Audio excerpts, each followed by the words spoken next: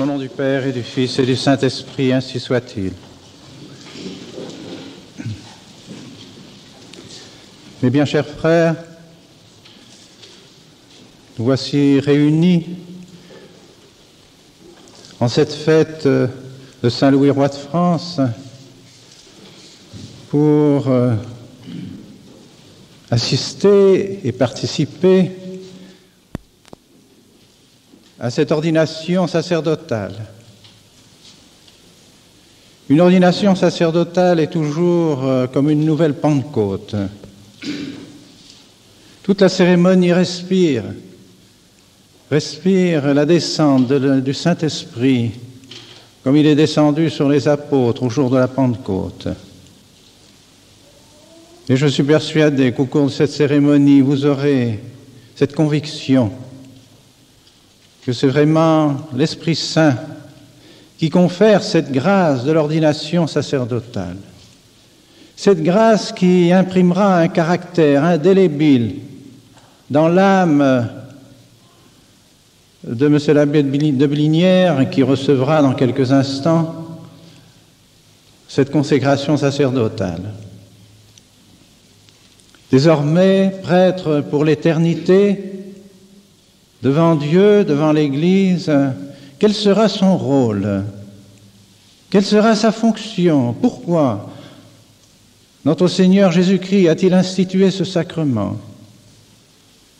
Il l'a institué, évidemment, pour continuer son sacrifice, pour perpétuer son sacrifice, pour renouveler ce sacrifice et le perpétuer sur nos autels.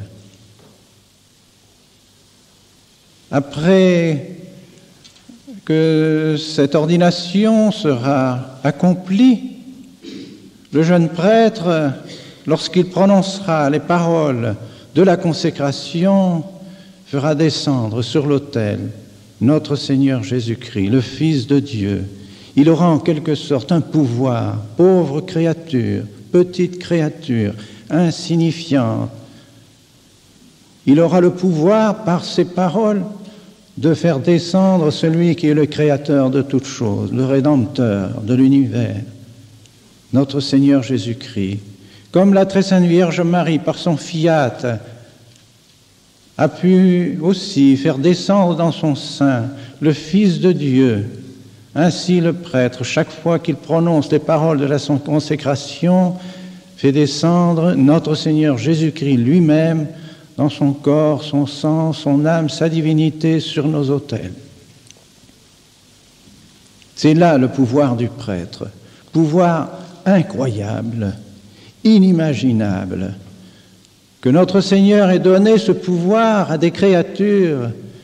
C'est un acte de toute sa puissance et de sa grande charité envers nous, afin que continue sa rédemption et s'applique sa rédemption. Voilà pourquoi est fait le prêtre. C'est sa raison d'être principale, fondamentale. Et c'est pourquoi le prêtre doit avoir du respect pour lui-même et doit être respecté par les fidèles. Parce que désormais, il est vraiment intermédiaire entre Dieu et les hommes. Et c'est pourquoi nous vénérons ce sacrifice de la messe. Nous avons et nous devons avoir une dévotion profonde de tout notre être, de toute notre âme pour le saint sacrifice de la messe. Et Saint-Louis, roi de France, aimait à assister non seulement à une messe par jour, mais quelquefois 2 messes, 3 messes. Il les servait lui-même. Il avait une telle vénération pour le saint sacrifice de la messe que lorsqu'il entendait dans ses voyages sonner la cloche des villages qui annonçait que la Sainte Messe avait lieu, il se précipitait pour assister à la Sainte Messe. Cette dévotion qu'avaient nos ancêtres pour le saint sacrifice de la messe, pour laquelle ils ont édifié ces temples magnifiques, ces temples splendides qui font encore notre joie, notre gloire, notre fierté, ils l'ont fait pour le saint sacrifice de la messe. L'autel est au centre de ces églises qu'ils ont construite avec toute la magnificence qu'ils ont pu mettre pour honorer notre Seigneur Jésus-Christ présent sur l'autel du sacrifice et dans le tabernacle. Et si nous avons cette dévotion envers le saint sacrifice de la messe, alors nous sommes vraiment catholiques. Nous sommes fils de l'Église catholique. Parce que la très sainte messe, telle qu'elle a été conçue depuis le temps des apôtres et qu'elle nous a été transmise et léguée par les siècles de chrétienté, et enfin codifiée, canonisée par le Concile de Trente et par Saint Pie V, cette messe est un trésor incomparable, un trésor inoubliable que nous ne pouvons pas ignorer, dans lequel nous trouverons toujours à méditer, que jamais nous n'approfondirons suffisamment, dont jamais nous ne comprendrons parfaitement tout le mystère. Il y a dans ce sacrifice de la messe toutes les richesses que notre Seigneur a pu nous apporter ici-bas. Et je voudrais simplement faire allusion à l'union intime qu'il y a entre notre foi catholique et le saint sacrifice de la messe tel qu'il nous a été donné pendant les siècles de chrétienté. En effet, notre saint sacrifice de la messe n'est pas autre chose que notre catéchisme vécu. On retrouve dans le saint sacrifice de la messe notre catéchisme vécu, notre credo, notre décalogue, nos sacrements, nos vertus chrétiennes, notre prière du Pater Noster, de notre Père, tout se trouve dans le saint sacrifice de la messe. Et non seulement imprimé sur des feuilles, mais vivant, mais en acte, notre catéchisme vivant. En effet, dans le saint sacrifice de la messe se trouve la présence de la très sainte Trinité, qui n'est pas autre chose que le résumé de notre credo, qui est ce qu'exprime notre credo. Le Père, le Fils, le Saint-Esprit sont actifs dans le saint sacrifice de la messe. Les prières de la messe l'expriment admirablement. Elles font appel à la Trinité sainte, elles font appel au Saint-Esprit. Le Fils s'adresse à son Père, et le Fils est vivant dans le sacrifice de la messe. C'est toute la Trinité sainte qui est à l'œuvre dans le saint sacrifice de la messe. Et pour accomplir quoi? Le sacrifice du Verbe incarné. Accomplir le sacrifice de la croix. Accomplir le sacrifice de la rédemption de nos âmes. Et pour cela, notre Seigneur a voulu fonder sa sainte Église, consacrer ses prêtres et nous donner tous ces sacrements qui découlent de la croix, qui découlent du sacrifice de la croix. Tout notre credo est donc vraiment vivant dans le saint sacrifice de la messe. Et c'est pourquoi notre sainte messe, sans que nous nous en rendions compte, notre sainte messe est la source de notre foi et l'aliment de notre foi. Une personne qui assiste avec dévotion au saint sacrifice de la messe, tel qu'il nous a été légué depuis le temps des apôtres, ne peut pas perdre la foi, ne peut que croître dans la foi catholique. Sa foi ne peut qu'augmenter, elle ne peut pas diminuer. Et si aujourd'hui elle diminue dans nos églises, c'est précisément parce qu'on a transformé et dégradé ce sacrifice de la messe en faisant une messe qui en définitive est une messe ambiguë, équivoque, qui est aussi bien catholique que protestante. Nous voulons et nous avons besoin de notre messe catholique pour garder la foi catholique.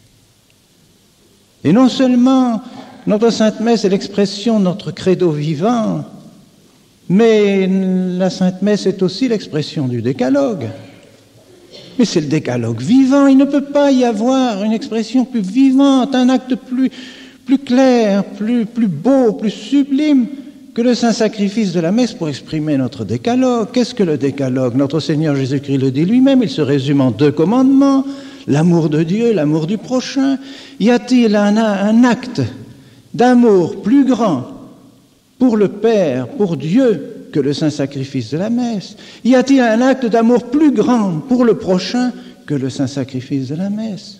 Notre Seigneur Jésus-Christ l'a dit lui-même, il s'offre à son Père.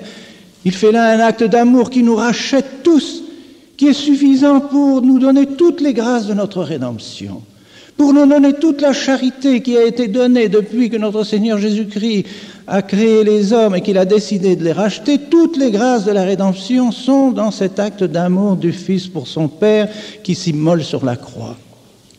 Et en même temps, acte de charité pour le prochain. Y a-t-il un acte plus grand de charité que de donner sa vie pour ceux que l'on aime? C'est ce qu'a dit notre Seigneur Jésus-Christ. Expression donc de la charité de notre Seigneur Jésus-Christ pour Dieu et pour son prochain. Leçon admirable. Une leçon qui ne peut pas toucher vos enfants si vous leur expliquez tant soit peu le sacrifice de la messe. Cette offrande de notre Dieu sur la croix, où son sang coule pour l'honneur et la gloire de son Père et pour la rédemption de nos âmes et pour sauver nos âmes. Quel acte de charité admirable, quelle leçon! Comment ne sortirions-nous pas de nos églises après le saint sacrifice de la messe plus désireux d'honorer Dieu, de rendre gloire à Dieu et d'aimer notre prochain? N'est pas possible. Ou alors nous ne sommes pas de véritables catholiques. Nous n'avons rien compris au saint sacrifice de la messe. Enfin, la troisième partie de notre catéchisme nous décrit précisément le saint sacrifice de la messe et tous les sacrements. Mais le sacrement le plus grand, c'est bien saint Thomas qui le dit, le cœur et l'âme de nos sacrements, c'est la Sainte Eucharistie. Nous sommes baptisés pour nous unir à notre Seigneur Jésus-Christ dans la Sainte Eucharistie. Oh, certes, il y a des enfants qui meurent avant de pouvoir recevoir la Sainte Communion, mais ils la reçoivent par le désir, par la préparation déjà de leurs âmes. Le baptême nous prépare à nous unir au corps et au sang de notre Seigneur Jésus-Christ. L'Eucharistie est le centre de tous les sacrements. Et l'Eucharistie ne peut pas exister sans le saint sacrifice de la messe. C'est un sacrement qu'on ne peut pas faire sans le sacrifice de la messe, sans la croix. L'Eucharistie est le fruit de la croix, c'est la victime qui s'est offerte sur la croix. Nous participons à la victime.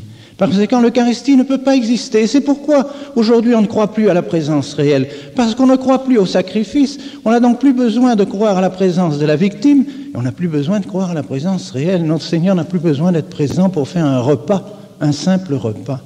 Mais si ce repas est la participation à la victime, alors nous avons besoin du sacrifice de la messe. Et nous comprenons très bien que l'Eucharistie est le fruit de l'arbre de vie. Comme nos premiers parents sont morts pour prendre l'arbre, le fruit de l'arbre que notre Seigneur leur avait défendu de manger, eh bien nous recevons les grâces de la rédemption par le fruit de cet arbre qu'est la croix et qui est le corps et le sang de notre Seigneur Jésus-Christ. Voilà l'Eucharistie. Et autour de l'Eucharistie viennent tous les sacrements. L'Église veut que tous les sacrements soient donnés à l'occasion de la Sainte Messe et aime que les sacrements soient donnés à l'occasion de la Très Sainte Messe. Parce que toutes les grâces des sacrements découlent de la croix. Voilà notre catéchisme vivant. Encore une fois, dans le saint sacrifice de la messe. Et enfin, le Notre Père qui est à la place, je dirais à la place majeure du saint sacrifice de la messe, cette prière admirable qui résume toutes nos prières, tout ce que nous pouvons désirer dire à Dieu et à notre prochain se trouve dans la Sainte Messe aussi, le Pater Noster. Ainsi, tout notre catéchisme se trouve vivant dans le saint sacrifice de la messe. Voyez l'importance, même pédagogique, simplement pédagogique, pour nos enfants, que le saint sacrifice de la messe, pour l'entretien de notre foi catholique. Nous ne pouvons pas nous passer du sacrifice de la messe. S'il n'y a plus de sacrifice de la messe, il n'est plus possible que les chrétiens puissent garder leur foi, à moins d'un miracle, à moins d'une persécution. Alors le bon Dieu peut suppléer aux grâces que donnerait le sacrifice de la messe. Mais en temps normal, si nous n'assistons pas au saint sacrifice de la messe, au vrai saint sacrifice de la messe, nous risquons de perdre notre foi catholique. Notre foi ne peut que diminuer. Et c'est pourquoi il est très utile d'expliquer à nos enfants ce qu'est le saint sacrifice de la messe, la richesse du saint sacrifice de la messe. D'ailleurs, toutes nos églises nous l'expliquent. La forme de croix de nos églises, l'autel au centre et au cœur de la croix. Tous les saints et les martyrs qui sont représentés dans nos églises, qui nous parlent du sang de notre Seigneur Jésus-Christ, de la rédemption de notre Seigneur Jésus-Christ, la très sainte Vierge Marie, mère de Jésus, mère de celui qui s'est immolé sur l'autel, présente à tous nos sacrifices de la messe. Tout cela est dans nos églises, tout cela s'explique dans nos églises, tous les sacrements réunis autour de l'autel, par le baptistère, par le confessionnal, tout ce que représente ici, tout ce que peut représenter les sacrements, tout est ici, dans une église, autour de l'autel. Quelle magnifique leçon! Comme notre religion est une chose simple et belle et sublime, comme l'ont bien compris toutes les générations qui ont fait la chrétienté pendant plus d'un siècle, malheureusement avec la Renaissance, avec l'humanisme, avec cette folie d'avoir voulu même l'homme à la place de Dieu, d'avoir voulu faire le culte de l'homme à la place du culte de Dieu, alors on a renversé toutes les valeurs, on a détruit l'autorité de Dieu, on a détruit toutes les valeurs que notre Seigneur Jésus-Christ nous a données et nous en voyons maintenant les conséquences. Et je pense que malheureusement on peut dire que le Concile Vatican II n'a été qu'une renaissance de l'humanisme, un nouvel humanisme qui va nous conduire à l'esclavage, qui va nous conduire à la destruction totale de nos sociétés, et peut-être à la destruction de la moitié de l'humanité, qui sait. Nous devons rebâtir la chrétienté. Il faut rebâtir la chrétienté. On ne rebâtira pas la chrétienté sans faire des prêtres qui célèbrent le vrai sacrifice de la messe. Sans sacrifice de la messe, il n'y a pas de chrétienté. Et c'est pourquoi il nous faut des prêtres. Et c'est pourquoi il nous faut des familles chrétiennes. Sans famille chrétienne, il n'y aura plus de vocation. Sans vocation, il n'y aura plus de prêtres. Sans prêtres, il n'y aura plus de famille chrétienne. Nous sommes dans un cercle vicieux où nous construisons de nouveau un vrai sacerdoce et nous faisons de vraies familles chrétiennes afin qu'il y ait toujours des prêtres sur la terre. C'est pourquoi aujourd'hui, c'est avec profonde satisfaction que je conférerai cette ordination à M. l'abbé de Blinières. Un de plus que le bon Dieu me permet, auquel le bon Dieu me permet d'imposer les mains. Pour nous n'avons pas d'autre idéal, pas d'autre désir. C'est en faisant nos séminaires, notre séminaire des Cônes et les séminaires de langue allemande, le séminaire de langue anglaise en Amérique, peut-être demain celui du Canada, après-demain celui de l'Argentine, si le bon Dieu nous le permet, si le bon Dieu nous donne vie, et si nos successeurs peuvent continuer à faire cette œuvre, nous n'avons qu'un désir, faire des prêtres catholiques. Aucun autre désir, aucune autre idée. Continuer l'Église catholique. Parce que l'Église catholique ne peut pas continuer sans prêtre catholique. Nous n'avons pas d'autre ambition, pas d'autre désir. Pouvoir exhaler notre dernier soupir en disant que nous avons contribué à la construction de l'Église et non pas à la destruction de l'Église. Et je pense que tous, nous devons avoir ce désir d'avoir de vrais prêtres.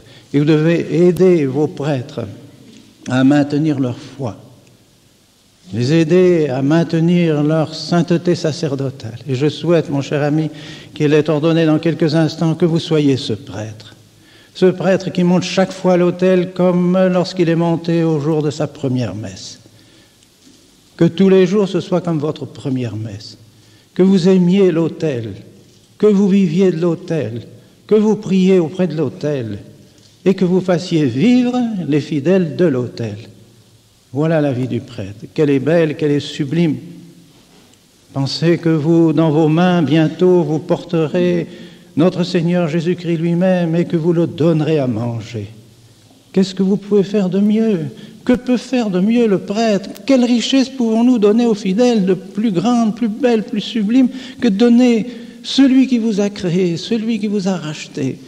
Vous donnez le corps et le sang, l'âme et la divinité de celui qui est notre tout, de celui qui devrait être dans nos cœurs, dans nos esprits, dans nos intelligences, dans nos âmes du matin au soir et du soir au matin. que nous devons aimer plus que nos parents, plus que nos frères, plus que tous ceux que nous avons de chair ici-bas, notre Seigneur Jésus-Christ, qui sera notre joie, notre gloire au ciel, dont nous devons désirer le règne ici-bas, car nous devons travailler au règne de notre Seigneur Jésus-Christ. Mais quel a été le sentiment qui a poussé notre Seigneur à réaliser cette œuvre absolument incroyable, absolument inimaginable, inconcevable, cette œuvre qu'il a accomplie par son Église, par son sacerdoce, de se donner lui-même en nourriture à nos âmes? Quel est le sentiment dans son cœur qui l'a poussé à faire cela? Sans doute sa charité, c'est évident. Dieu est charité, notre Seigneur ne peut pas agir sans autre sentiment que par la charité. Mais je dirais, il y a quelque chose de plus encore que la charité. Mais peut-il y avoir quelque chose de plus grand que la charité qui est Dieu? Oui, la miséricorde. La miséricorde. La miséricorde, c'est le comble de la charité. Le comble de la charité. Parce que la miséricorde se penche sur celui qui a perdu la charité. En réalité, la charité devrait comme être repoussée par quelqu'un qui n'a pas la charité, devrait s'éloigner de celui qui n'a pas la charité. Non, notre Seigneur s'est penché sur nous, sur notre misère. Nous avions perdu la charité. Notre Seigneur a bien voulu nous la rendre. Il veut bien nous la rendre, à condition que nous soyons disposés à la recevoir. Bien, le prêtre doit avoir ces sentiments dans son cœur aussi. Ne pas repousser les âmes, ne pas repousser ceux qui sont dans la misère, dans la souffrance, dans les difficultés. Aller à ceux qui sont dans l'erreur pour leur donner la lumière de la vérité. Aller à ceux qui sont dans le péché pour essayer de leur rendre la vie surnaturelle, pour essayer de leur rendre la vie de la charité. C'est ça, que le cœur du prêtre soit un cœur miséricordieux. Beati misericordes coniam misericordiam consequentur. Bienheureux les miséricordieux, dit notre Seigneur, parce il leur sera fait miséricorde. N'est-ce pas aussi ce que dit notre Seigneur dans notre Père? N'est-ce pas? Pardonnez-nous nos offenses comme nous pardonnons à ceux qui nous ont offensés. C'est le sentiment de miséricorde. Que les plus belles paraboles qu'a dit notre Seigneur sur l'enfant prodigue, sur le Samaritain, sur la femme adultère, tous ceux sur lesquels notre Seigneur s'est penché, sur les pauvres pécheurs, que notre cœur aussi soit miséricordieux. Je pense que s'il faut que le prêtre mette dans son cœur ces sentiments qu'a eu notre Seigneur qui était bien plus parfait que nous le sommes, mon Dieu, que peut-on nous comparer à ce que notre Seigneur était? Lui, il était le pur, il était le parfait, il était le prophète, il était Dieu, il était Dieu, exempt de tout péché, bien sûr. Eh bien, il a bien voulu, lui qui était Dieu, se pencher près de nos âmes qui auraient dû être rejetées par lui pour toujours. Non, notre Seigneur n'a pas voulu nous rejeter pour toujours. Il s'est penché, il a pansé nos plaies et nous a guéris et veut nous guérir. Bien que ce soit aussi là le cœur du prêtre, que le cœur du prêtre soit toujours accueillant. Oh, non pas pour des compromissions, non pas pour diminuer la vérité, non pas pour diminuer la grâce de Dieu, mais pour attirer les âmes à la vérité, pour les attirer à la grâce du bon Dieu. Être ouvert, que son cœur soit ouvert à toutes les misères de ce monde, misère intellectuelle, misère morale, misère physique, qu'il accomplisse les œuvres de miséricorde. Demandons donc aujourd'hui à la très sainte Vierge Marie, Mère de miséricorde, demandons à la Mère de miséricorde de nous donner, et de donner surtout à nos jeunes prêtres, qu'ils comprennent cette miséricorde de notre Seigneur, qu'ils la comprennent dans son sens dans lequel notre Seigneur l'a compris lui-même, afin de ne pas dévier ni d'une part ni d'autre, ni en étant trop dur, ni en étant trop faible, mais comme notre Seigneur lui-même l'a été. Comme notre Seigneur était miséricordieux, que Dieu fasse descendre dans le cœur de nos jeunes prêtres des grâces de miséricorde, au nom du Père et du Fils et du Saint-Esprit, ainsi soit-il.